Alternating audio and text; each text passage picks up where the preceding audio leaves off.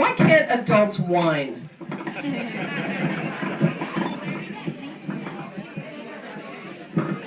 I'm going to continue. This is a little funky.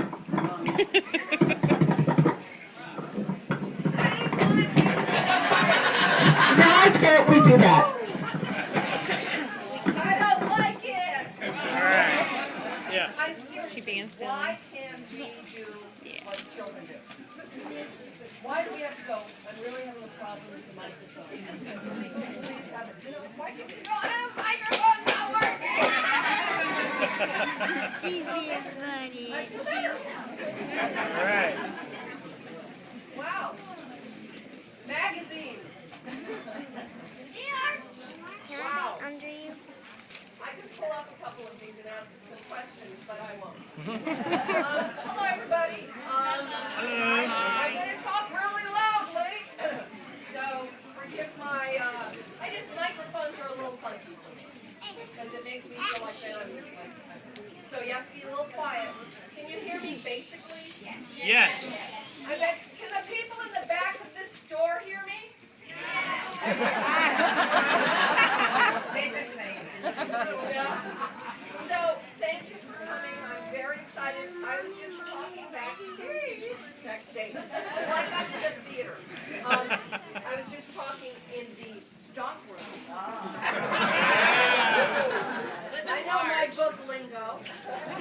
I was in this stock room, and this is my first book signing for my new book.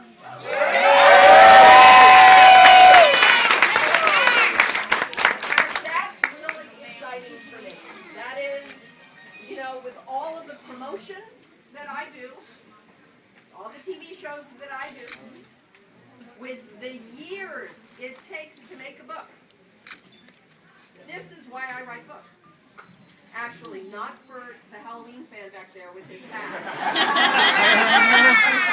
As much as I admire you too. I write books because I get to come here and do this with you and see your faces. Because honestly, the rest of it is very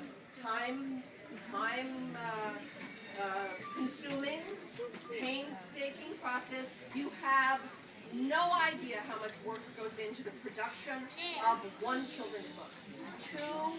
2 years of work to produce. Who has my new book?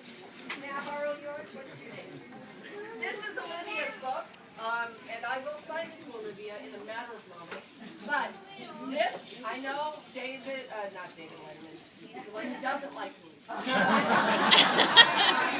Jay Leno, always whenever I go on his show to promote my new book, he always makes fun of it. He always kind of goes like this. And he goes, yeah, it looks like it was really hard to do. It takes 2 years of hundreds of people to produce one children's book. And this is my 10th book, and believe me, the first time we ever did this, my jaw dropped at how much time and energy goes into the production. The choices, every color, everything in every book. There are hundreds of people involved. So, this is my first book signing. I've been doing nothing but talking about the book on TV, in magazines. It has been, it's kind of part of what I do. Exactly. See, why can't we all be like children? Why can't we just go, yeah! Whenever we want. Because they'll pull us over on the freeway and think that we've had a couple. So, I'm obviously Jamie. I don't read Roadrunner magazine. I am from Los Angeles. I am born and raised in Los Angeles. It is also the place that I'm raising my children. Many of you, some of you, let's see if any, okay, so obviously I'm here today because, that's me. And by the way, I chose this picture because she does all the hard work. I get all the glory. It's the exact sort of physical description of our work together. I write the book very quickly. She spends 2 years making it for me, and then I write on the back and go like this. And she sweats sweats and kind of what pulls me up the hill. Her name is Laura Cornell. She is my illustrator partner. We have made 10 books together over 20 years. That's good. Do you young people know what an illustrator does? Yes, young beautiful girl. Yep, draws the pictures. So, she's the person who draws the pictures. I'm the person who writes the text of the book. I do not write all of the brilliantly funny things that she draws into the book, which make these books so successful. Because these books are successful because they're as fun for the parents to read as they are for the children, and that's singly that you know the secret sauce on whatever that fast food is that nobody knows what it is? The secret sauce of our success as author, as publisher. One secret. Make the book as fun for the adult as it is for the parent. For instance, where do the ladies know? Anybody have it here? As an app. And I'm just telling you, they blew my mind. I did nothing. You can make balloon animals. You can blow up helium balloons and then do the voices of all the helium balloons in helium voices. You can make movies on it. You can send emails from it with balloon postcards. It's like hours and hours of entertainment. Anyway, in the book, Where Do Balloons Go, about letting go of a balloon and seeing what happens, there's a line in the book that says, where do they go when they float far away? Do they ever catch cold or need somewhere to stay? And the place that he needs to go stay is the Bates Motel. That is an example. That is an example of why books are so pleasant for the adults to read as much as the children. So although in this new book there's a first grade class, and the children are in the class, and our heroine, Frankie, is going to first grade, her first day. She meets her first friends, her first twins. The books in the classroom that are in those bins, the book bins that we have in classrooms, these are the titles of the book bins. I did not write these. Audrey Hepburn, Self-Improvement, Tomorrow and Other Days, All About Weather, Caring for the Elderly, Cat Stories, Otters, and Kelps. Now, that's why these books are singularly successful, because they are as much fun for the adults as the children who enjoy the story. The adults enjoy the humor. So, having said that, let's think here. I'm going to tell you in 1 minute how this happened. So as you know, I'm an actor. I pretend to be other people, which is my job. That was my original job. I was born to actors. I'm sure my parents just were like, that's going to be my job. I barely got out of high school. I did get out of high school. I got 840 combined on my SAT. Combined. Numbers together were 840. So I barely got out of high school. I was a pretender. I pretended to be other people for money. And I seemed to do okay at it. And I got married. Married to a wonderful guy. We have a beautiful family. I don't want to put my back to you. That's rude. I was raised well. My sweet mama, Janet, would absolutely have said, Jamie, put your back to those children. So I'll tell you what, will you guys move forward a little so that I don't have my back to you and I feel like I'm a rude adult? Thank you. So, I was pretending to be other people, and I had a family. I have a husband, and all of a sudden we have a daughter. She's Annie. She's fantastic. Annie Guest walked into my office one day, the age of 4, like this. When I was little, I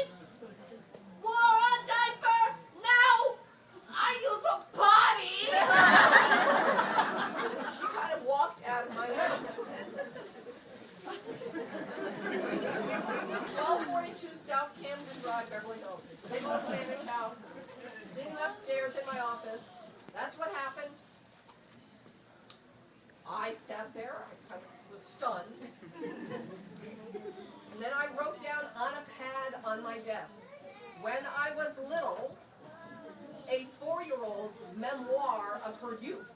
Because that's what Annie just said to me, was that she had a past. The way we look at shags, or bell-bottoms, or anything that we did back in the day, she was talking about back in the day. When she was 4. Made me laugh. So I wrote down a list of things that she used to not be able to do, and now she could do at 4. And at the end of it, I wrote some things that made me cry. Literally, I was writing, and all of a sudden I started to cry. And I wrote, when I was little, I didn't know what dreams were. When I was little, I didn't know what a family was. When I was little, I didn't know who I was. And now I do. And I'm sobbing, as I am wont. And I went, oh, wow, this is a book. That's how I became an author. I never thought about it. I never dreamt about it. I never had it as my wish list. As I told you, I barely got out of high school. So the idea that I would ever think I would be able to write a book, let alone 10, is a miracle. So I stay out of the way. I let these books show up. They pop into my head when things happen. Period. I've never sat at a desk like,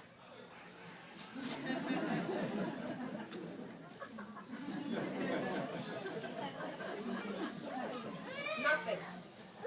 I'm minding my own good business, and I'm at a public park with my son at a birthday party. The greatest birthday party you can have. A public park and root beer floats. And balloons as the party favor. So I'm at this park. I'm at a party. A storm comes, and we all take shelter under the gazebo. We're all huddled together. The storm comes, very dramatic. And the little child who's over by the balloons kind of starts pulling on them. The next thing you know, boom, all of them are let loose into a charcoal black sky. They're bouncing around. And my, we're all like, let's hear the sound that happens when you let go of a balloon. Oh, you guys actually feel things here. Most people do that inhale, that. So there was that mass inhale of air, and we all stood there with our jaws dropped, watching this beautiful but sad moment. And a little girl next to me pulled on her mommy's sweater. Her name is Rachel Evans. She pulled on her mommy. I didn't know her. I know her now. I didn't know her. Pulled on her mommy's sweater, and she, in that voice, goes, "Mommy, where do we go?" And I, standing next to her, go like this.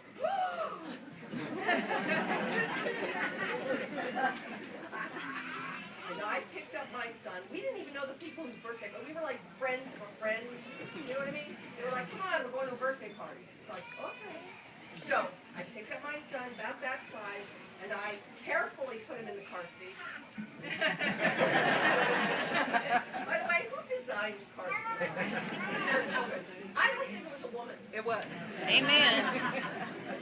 I think only a man could make something as complicated as that. Anyway, I digress. And I went home and pulled him out of the car seat and handed him gently to my husband. And I said, "I'll be back," not imitating my friend.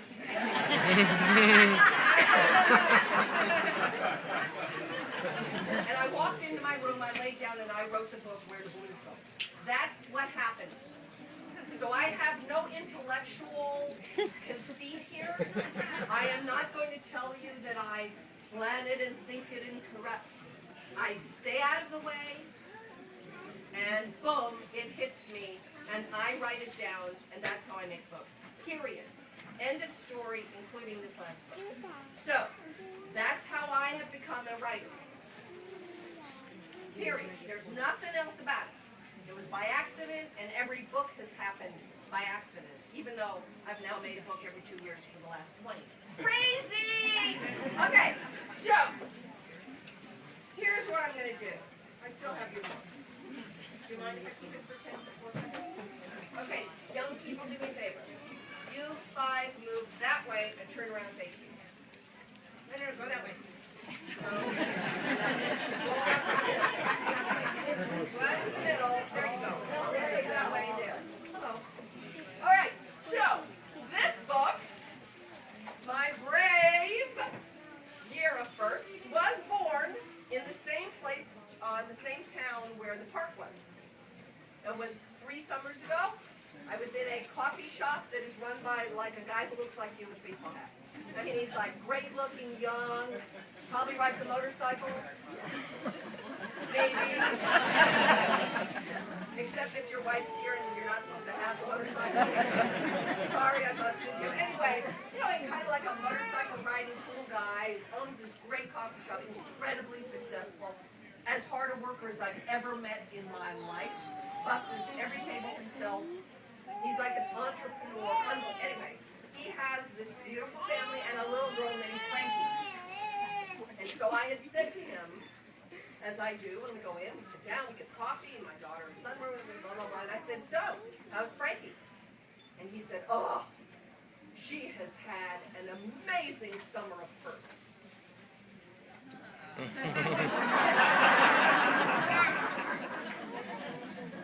Really? Frankie's firsts. Sounds interesting. What happened? And he basically kind of told me what went down. And you know, what I realized is there is that moment where you start doing these things that we take for granted every day, these children, and we learn once. And it happened for the first time. And there is that moment between kindergarten, first, second grade, where so many firsts happen. Now, there are firsts all the way through life, and I hope as we get older, we will continue to have them. The problem is, the older we get, we don't like to look so bad. We don't like to look foolish. We don't like to look like we don't have it going on. You know, we just like to look hip, slick, and cool. So we don't try a lot of new stuff as adults. Yet every single day we say to our children, every day, go on, try it. Come on, try it. Try it, you'll like it. Try it, it's fun. Oh, it's okay if you fall down. You'll have fun. You'll get up and do it again. And so this is a book for both people. This is a book for the parents, basically to remember that they should try first things, and basically the best way to get their child to do one is to do one yourself as an example and say, you know what, I'll go to a Zumba class if you go to ballet class. Fair enough, you do 5 ballet classes, I'll do 5 Zumba classes, and then we'll see where we are. You know, I'll sign up for a session of those, you sign up, but we don't do that. We sit at home and do the same exact thing that we do every day, but we want them to try things. So it is a book celebrating the everyday bravery of young people. Children are incredibly brave. They are incredibly brave. The way they deal with their lives and go through with it. And they impress me so much. And it's a book for the parents to feel badly that they don't. And hopefully be inspired. And so I'm just going to quickly read it, if that's okay, just to get a little sense of what it is. And then I'll begin signing so that everybody can go home and watch. What's the show that everybody wants to watch? NCIS. Is it Monday? Tuesday. Is the new season on? Is it rerun? Am I on it? Are you on it? You know what? I don't get any residuals. We want romance on that show. You know what? The only residual I get is the memory of kissing mom.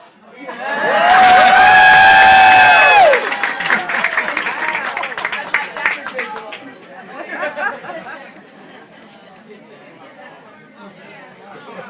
Okay. Now that all the women in the audience are now off somewhere, I'm back. Come back to me.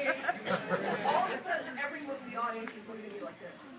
They're so warm and tender to me until I mentioned that I got there first. Now, they're all like, I thought I was going to be the one.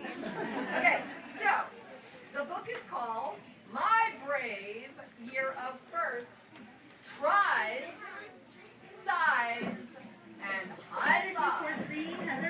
The subtitle should have been, the thrill of victory and the agony of defeat. Do you remember those commercials for that show? It was Wide World of Sports. Yes. And the ski jumper? I can, Right? It's so gnarly. It's so gnarly. And yet, so thrilling. What? Anyway, so, that's the name of the book. The book takes place in a beautiful mountain town. Near the mountains, high up in the air, a lot of pine trees, and very small, close-knit community, which is kind of where I live. So, the first, and it's written by me, and it is illustrated by my brilliant, unsung hero of publishing, my partner Laura Cornell, who lives in New York City where I live in LA. She is as out of her mind as I am, completely pulled together. And she is a single mother. I am married 28 years, and we are as different as night and day, and yet we make one person. All right, I'm going to take off the cover of this book. Thank you. All right. My brave year of firsts. The first time I rode a two-wheeler alone, I crashed. My mom filmed it on her iPhone. I crashed and I crashed. Dad ran out of steam. He let go. I went straight. Mom filmed as she screamed. Any dad here ever run behind a kid with a bike? I'm sure moms too. Boy, it's exhausting. I got my first pet, a rescue lab, Keith. I chose him because we were both missing front teeth. I'll take care of him, I said with a boast, till the first time I picked up his poop. It was gross. You know? Gross. The first day I walked straight into first grade, my teacher, Miss Apple, said, "Don't be afraid." At first, I felt like I might not fit in till I made my first friends, my very first twins. It's really fun when you walk in, you don't know anybody, and all of a sudden you make a friend. You have them for the rest of your life. I struggled at first to learn to tie shoes. My sweet Auntie Cookie showed me choices to use. Bunny ears, classic, looped over, under, through. I tried and I tried till at last I could too. My favorite illustration that she did is the zip and pretend shoelace tie, where basically it's already tied and it just has a zipper. I also like clip-on and tape it, which is another good option. I took riding lessons on a pony called Ace. The first time I fell, I got a scrape on my face, but then I held on and I learned how to trot. That giddy up is to go, and whoa is to stop. Whoa, Ace, whoa. First grade was fun. New firsts every day. What a homonym was. What elephants weighed. Not all firsts were fun. Some firsts were hard. When I stole Zoe's pencil, couldn't play in the yard. It's not fun when we get in trouble. is it? And yet we do. I like that she did the homonyms. Way, way, hair, hair, stole, stole, piece, piece, fair, fair, unfair. I asked for permission from my parents to walk with Keith and the twins. First time around my block, we took some supplies and carried Mom's phone. We felt all grown up to be out on our own. Think they were out on their own? I don't think so. Dad's up there with binoculars, walkie-talkie, Mom's. Every person is calling the next. And originally I wanted a SWAT team in the helicopter. Everyone has got a telescope on them. What do they call us? Helicopter parents? Is that it? I went with my class to the public library. At first it seemed huge and a little bit scary. Then Joel, the librarian, got me my card. I found my first book. It wasn't that hard. The library is called the Temple of Knowledge. The book that the young girl in the back is carrying, Ballet or Die. John Wayne, the Book of Puzzles for the Lonely Trail. I also got caught in my very first lie.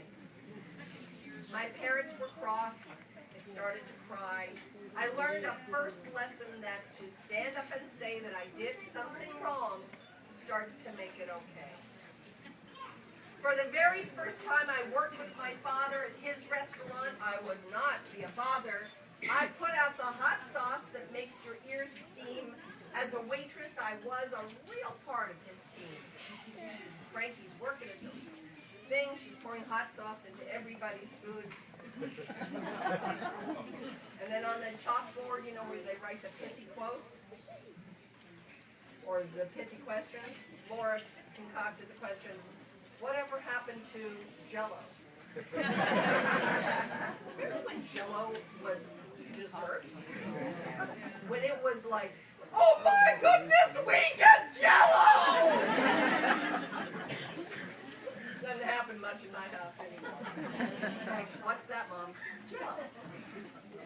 What's for dessert? Jell-O. You've got to be kidding. It's Jell-O. Yeah. Okay, Mom. My firsts kept on coming. My first pony show.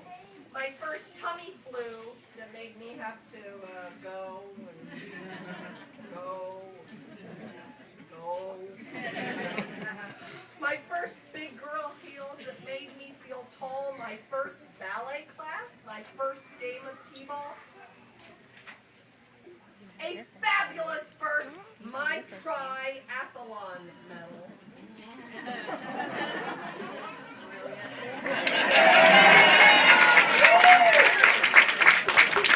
I mean, come on!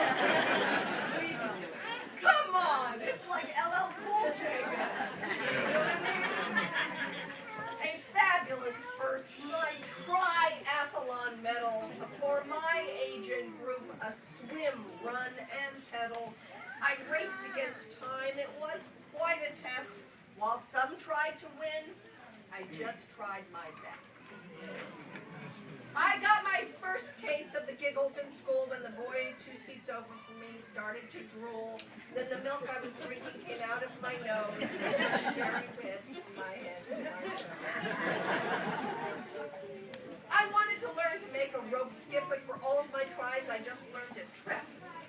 It was very hard to connect hands and feet till the first time it worked. It was quite a feat. That's a hard one. But you know when that moment happens? Remember when you're trying, just can't, and then all of a sudden, you're like, oh my God! And it's just so thrilling. I found a small beetle who was missing a leg. I got him a box, and I named him Greg. I punched a few holes to save him from cats. I added some grass, my first bug habitat. So, just so you know, I'm at home in LA, I write these story of the illustration, but I don't see them. Then I start getting black and white sketches of things, and it's like, oh great, oh great. And then the big batch of work shows starts to show up, and there are these beautiful color paintings. Everything on watercolor painting. And you know, watercolor, you make one mistake, you have to start over. And I got this painting, and I was like, oh, I love it so much, Laura. It's incredible. You know, the condo, the whole thing. I said, that's so crazy great. I said, what's that little kid have in his arms? And then I looked at it and I realized it was Greg's missing leg. So all you have to know is I write the line, I found a small beetle that was missing a leg, I got him a box and I named him Greg, you know, and the rest of it. That's all I write. I didn't say anything else. The next thing I know, I get this picture and I'm loving it, I'm loving it, I'm loving it, and I'm like, what's that? She is unbelievable. I got a little dark. I got my first bee sting. Boy, did it hurt. I shouldn't have walked barefoot in the dirt. I sold some flat rocks that I painted and signed, and I made a donation for the very first time. By the way, the donation for the cause that she's donating money to is the insects that can't speak for themselves.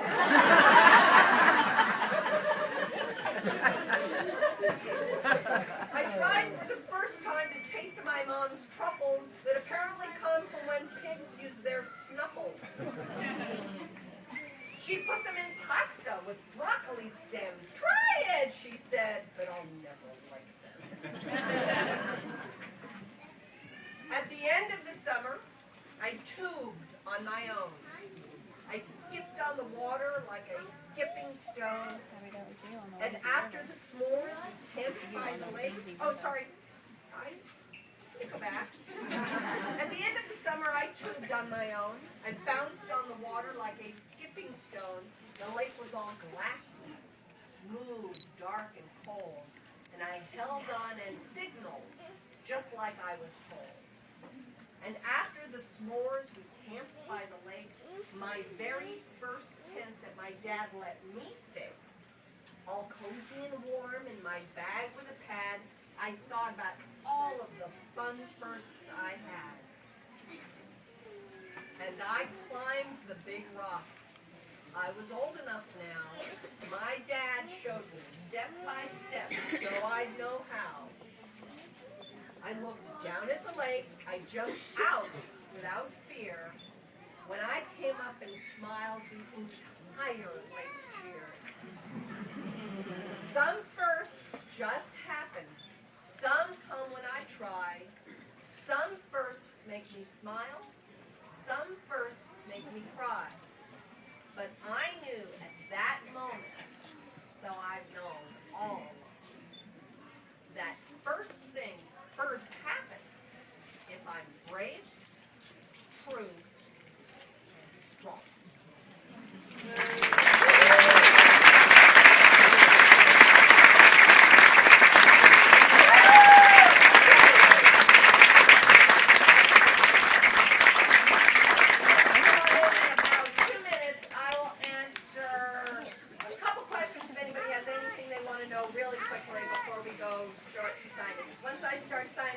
Then I'm sort of focused. Yes, ma'am? How did you meet your illustrator? Ah! All right. I'm going to do a dramatic reading for you. Oh, no. Do you have any questions?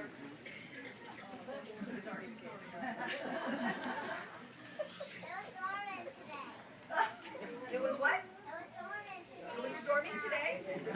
Yeah, I flew in today. It was a little stormy up there, too. All right. So my little girl's name is Annie. She's the apple of my eye. And she was given a book when she was 6 months old called Annie Banani.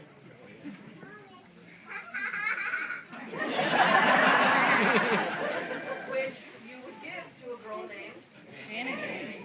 And it was written by a very, very, very talented writer named Leah Kamiko. And it goes like this. It's about best friends having to say goodbye.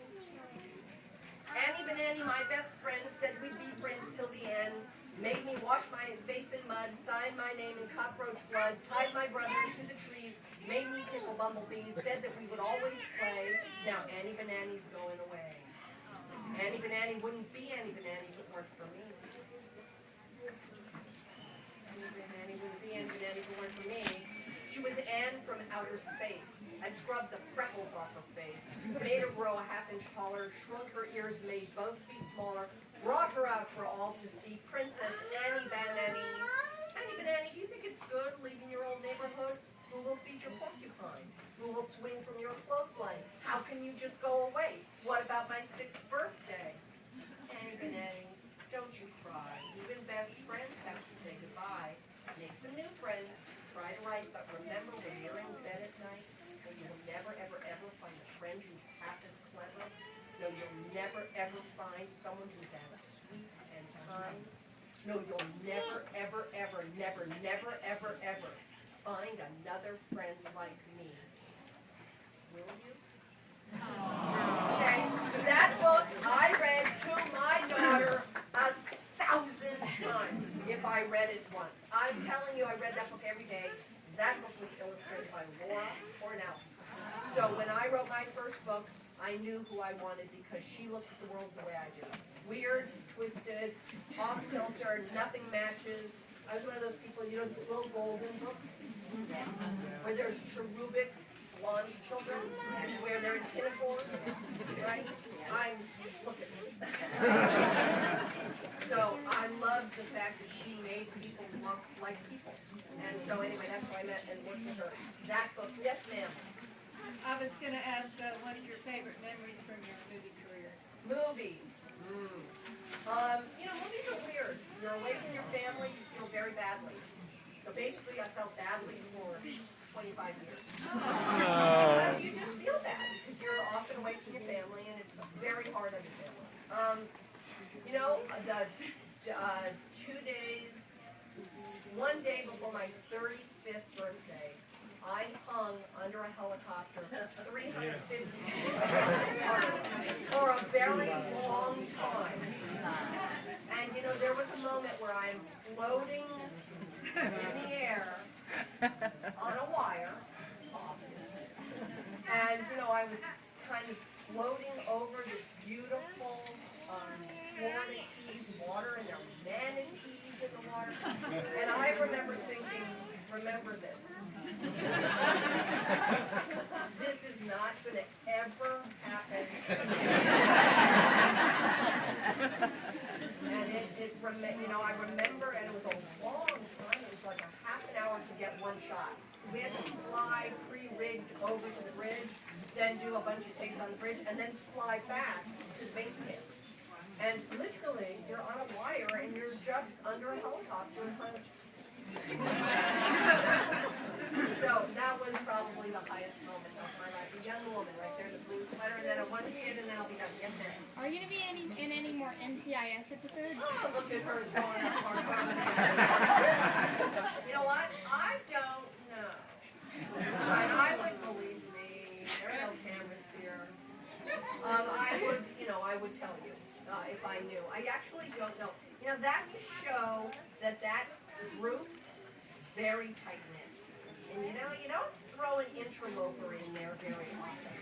And I think they allowed me in for 5 episodes, and everyone put up with it. But you know, you have to write to me. So it's like if you include me, you actually have to write stuff for her to do. And I think it takes away from the team, which is why that show's so successful. So my guess is, you know, typical man, bring her in.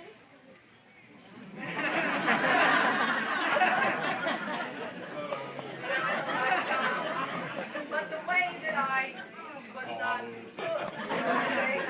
So because I didn't go boom in some way that you know what I'm trying to say, the fact that I just sort of sadly walked out the door gives the possibility, my guess is, that I might happily walk back in the door. But I have no information about that, and I have not been, you know, called or anything. So I would doubt it. I think sort of been there, done that kind of. Anyway, young people, yes. movie for your size people would probably be Freaky Friday. Yes. Which is really funny. It's a really funny movie, and I had a really good time, although I am the volleyball team mom for my daughter's volleyball team when she was in high school. And my daughter was 15, Lindsay was 15, and I replaced somebody. There was a moving train, they were ready to shoot, and I found out about this movie on Friday.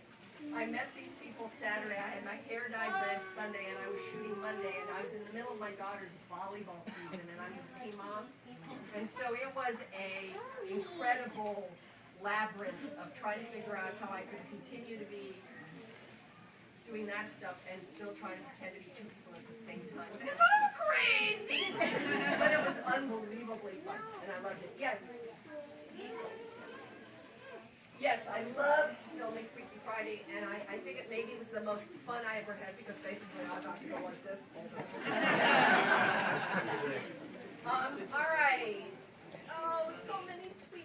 Okay, these three, and then I promise we're going to start. Yes? Yeah? What was your favorite part? No? You're tired, aren't you? I have to start signing. These kids need to go home. Yes?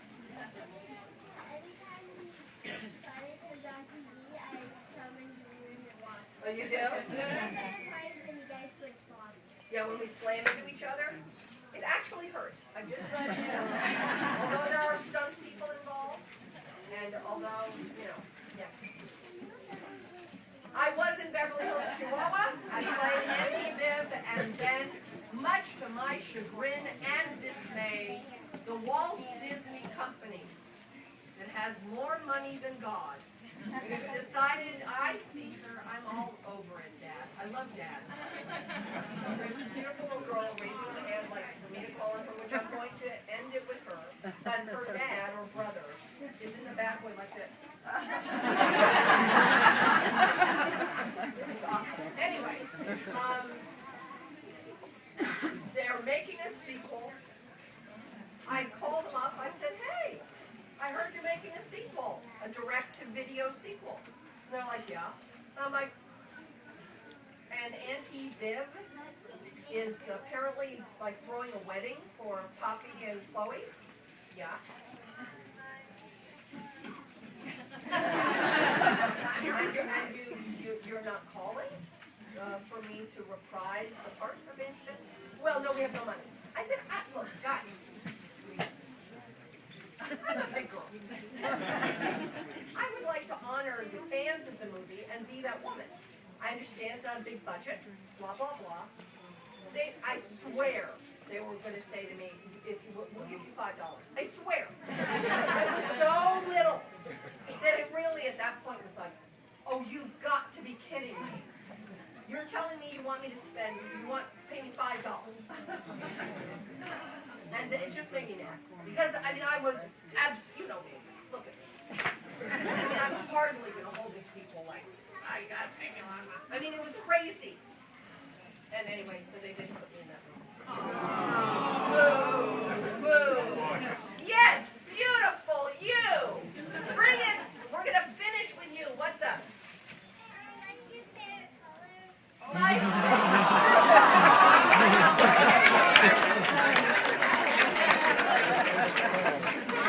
favorite color is blue. My favorite color is navy blue. I like a deep, deep blue. And when you come up to the desk, you love blue and pink? Well, when you meet me, look in my eyes. My eyes are like dark blue. So, since I was a little girl, anyway, I'm going to go set up wherever we're setting up, and then I will meet all of you. I look forward to it. Thank you very much. Peace and love. Thank you.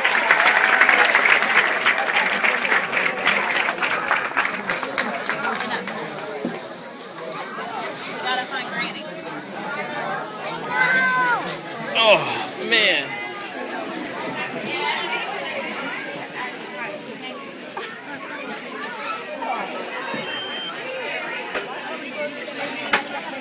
girls. How was it? We got a cookie. Yeah, they're probably not going to have any left. I doubt that.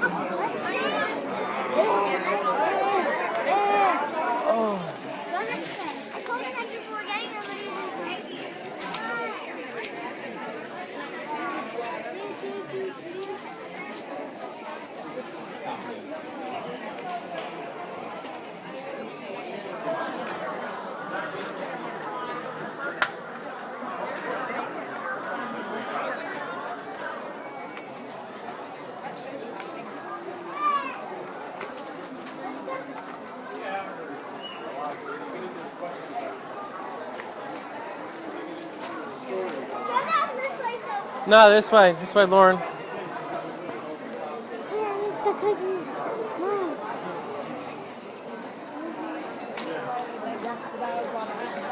Oh my God. I think my arm's dead.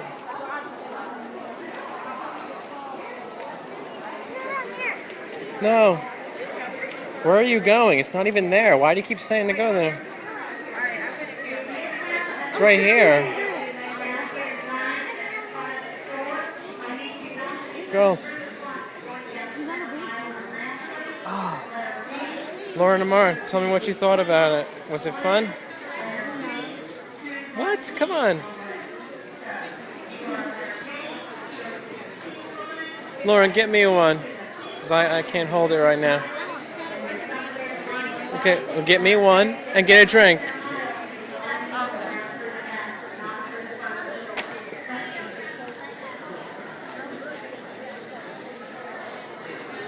You have to hold it for me. You see my hands are full, right?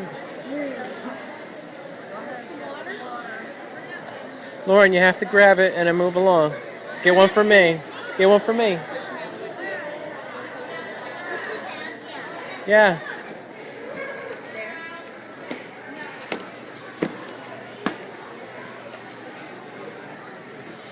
Lauren, over here. Over here, Lauren. Right there.